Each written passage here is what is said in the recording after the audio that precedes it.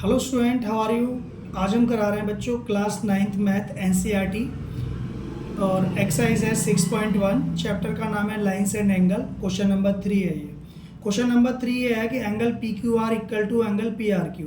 तो angle P Q R equal to angle P R q, यानी कि ये दोनों एंगल अंदर वाले आपको इक्वल दिए हुए हैं। और देन प्रूव दैट, प्रूव क्या करना है, angle P Q S equal to angle P R T. Angle P Q S ये बाहर का, एंगल पी आर टी ये बाहर का, ये दोनों एंगल भी इक्वल होंगे, हमें ये प्रूव करना है। तो वैसे तो देखा जाए किसी ट्रायंगल के अंदर के एंगल इक्वल होते हैं तो उससे लगे हुए बाहर के एंगल भी इक्वल ही होंगे, ठीक है ना।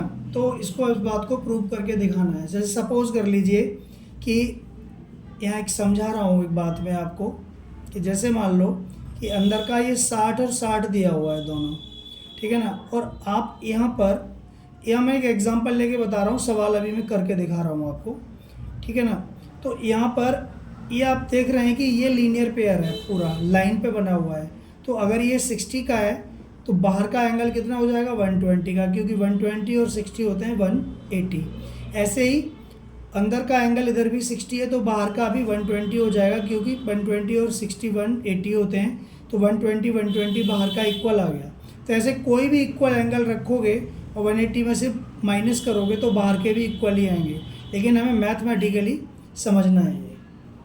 तो अभी मैंने समझाया था ये। चलिए देखिए प्रूफ करते हैं। तो प्रूफ में आपको क्या है, यहाँ से शुरू करते हैं जो गिवन है। तो angle P Q R equal to angle P R Q, ये आपको गिवन है, ठीक है। अब यहाँ पर ये जो एंगल है अंदर का पी क्यू आर और एंगल पी क्यू आर, ठीक है, और एंगल पी क्यू एस, इन दोनों का सम होगा 180, क्योंकि लाइन पे बने हुए एंगल हैं और ये लीनियर पेयर बन रहा है यहाँ पर। तो इसके सम को 180 के इक्वल रखेंगे। तो angle P Q R plus angle P Q S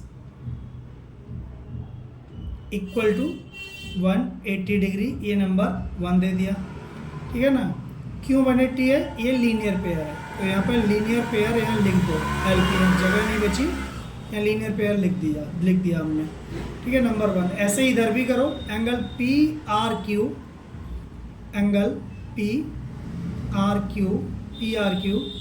plus angle P R T equal to 180, ये भी एक लीनियर पेयर है, और ये नंबर 2 दे दिया, ठीक है। 2 इक्वेशन आपने लिख लिए। अब इन दोनों इक्वेशनों को कंपेयर कर दो, लिख दो कंपेयर 1 और 2। दोनों इक्वेशन की कंपेयर करेंगे। कंपेयर कब करते हैं, जब किसी भी इक्वेशन की एक साइड इक्वल हो। यहाँ पर 180 है, जब 180 इक्वल टू इसके है और 180 इसके है तो ये दोनों भी आपस में इक्वल होंगे, ठीक है ना। तो कंपेयर में जब दो साइड इक्वल होती है ना तो वो आपस में इक्वल हो जाती है। तो यहाँ पर कंपेयर करने के बाद दिस इक्वल टू दिस आएगा, angle P Q R plus angle P Q S equal to angle P R Q plus angle P R T, ठीक है ना। ये आ गया हमारे पास कंपेयर करने के बाद। 180 हट गए तो दिस इक्वल टू दिस। अब आपको क्या करना है, एक चीज़ दी हुई है P Q R equal to P are Q. तो पी क्यू आर की जगह हम पी आर क्यू रखेंगे। तो ये पी क्यू आर है ना, तो यहाँ पी आर क्यू लिख दो, एंगल पी आर क्यू। तो यहाँ रीजन में लिख दीजिए,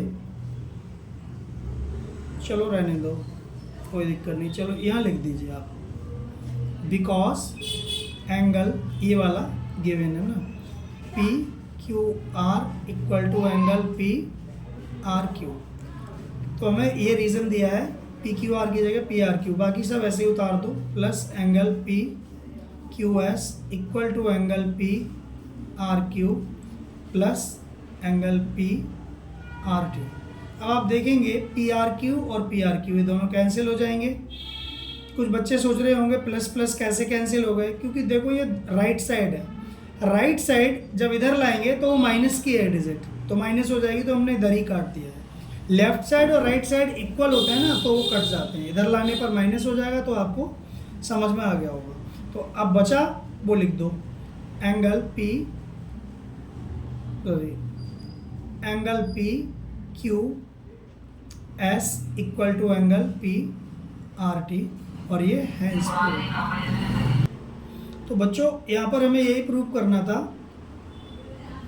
P Q S equal to P R T, P Q S equal to P R T आपकी समझ में आ गया होगा। और अगर नहीं आया है तो एक बार वीडियो और देख लेना, डेफिनेटली आपको समझ में आ जाएगा। और नहीं आया है फिर भी तो आप कमेंट करना, तो मैं दोबारा समझाऊंगा आपको, और ऐसे समझ में आ जाएगा। बच्चों ये जो एंगल 3 नहीं था, क्वेश्चन 3 नहीं था, क्वेश्चन 4 है। ये क्वेश्चन 4 था, गलती से 3 पड़ गया था, वो 3 ना समझें, क्वेश्चन नंबर 4 है ये। बच्चों ये क्वेश्चन नंबर 4 है, if x plus y equal to डब्ल्यू plus z then prove that A O B is a line. तो क्वेश्चन ये भी काफ़ी इंपॉर्टेंट है, सारे ही क्वेश्चन इस एक्सरसाइज के इम्पॉर्टेंट हैं। तो ये एक डायग्राम है इस क्वेश्चन का, यहाँ पर देखो ए ओ बी एक लाइन है, हमें प्रूव करना है। जब भी हमें किसी भी एंगल को लाइन प्रूव करना होता है तो उसे 180 प्रूव करते हैं बस। तो 180 प्रूव करते हैं तो वो लाइन प्रूव हो जाती है, हमें कुछ नहीं करना, हमें इस लाइन को 180 प्रूव करना है। तो देखिए कैसे करते हैं। तो बच्चों आपको पता है कंप्लीट एंगल के बारे में, अगर हम एक्स वाई डब्ल्यू और जेड को चारों को प्लस कर दें, चारों एंगल को, तो सम क्या आएगा सोच के बताओ। क्योंकि सारा अगर हम चारों को प्लस कर देंगे तो पूरा एक सर्कल बन रहा है, और पूरा जो सर्कल घूम जाता है तो वो 360 डिग्री होता है, यानी ये कंप्लीट एंगल है। अगर हम चारों को प्लस कर देंगे तो ये कंप्लीट एंगल होने के कारण ये 360 डिग्री का होगा। तो यहाँ पर लिखो सॉल्यूशन एक्स, मैं गिवन और टू प्रूव नहीं लिख रहा, वो तो आप कर ही लोगे। गिवन में क्या है, x plus y equal to डब्ल्यू प्लस जेड, ये गिवन है। और टू प्रूव में a O b is a line, ये टू प्रूव में है, तो मैं सॉल्यूशन कर रहा हूँ सिर्फ। तो यहाँ पे लिख दो एक्स प्लस वाई प्लस डब्ल्यू प्लस जेड इक्वल टू 360।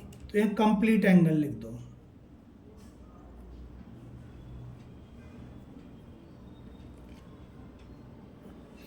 तो अब आपको एक चीज़ दी हुई है, x plus y equal to डब्ल्यू प्लस जेड, तो यहाँ पे लिख दो x plus y equal to डब्ल्यू प्लस जेड, ये आपको गिवन है इसमें, तो गिवन है आपको, तो इसलिए x प्लस वाई की जगह पे डब्ल्यू प्लस जेड हम इस लिखेंगे यहाँ पे, क्योंकि ये इसकी वैल्यू दी हुई है। x प्लस वाई की जगह डब्ल्यू प्लस जेड, क्योंकि x plus y equal to डब्ल्यू प्लस जेड दिया हुआ है, तो डब्ल्यू plus z x plus y की जगह पे प्लस, और डब्ल्यू प्लस जेड तो लिखा ही है, इज एट इज इट, और एज इट इज इसको उतार लेंगे, डब्ल्यू प्लस जेड।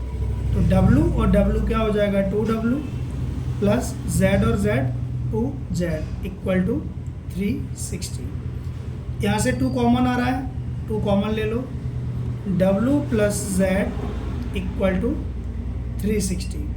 तो w plus z equal to 360 upon 2, तो ये काट दो, ये आ जाएगा 180 कट के, तो w plus z equal to 180, यानी w और z मिलके 180 बना रहे हैं, और ये 180 डिग्री प्रूव हो गया।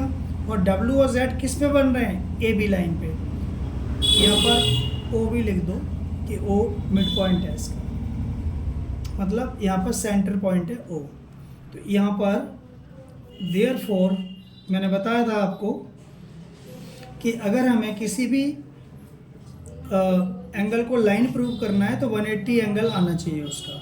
तो यहाँ पर W प्लस जेड 180 आ गया, सो AOB इज अ लाइन, और ये प्रूव हो गया।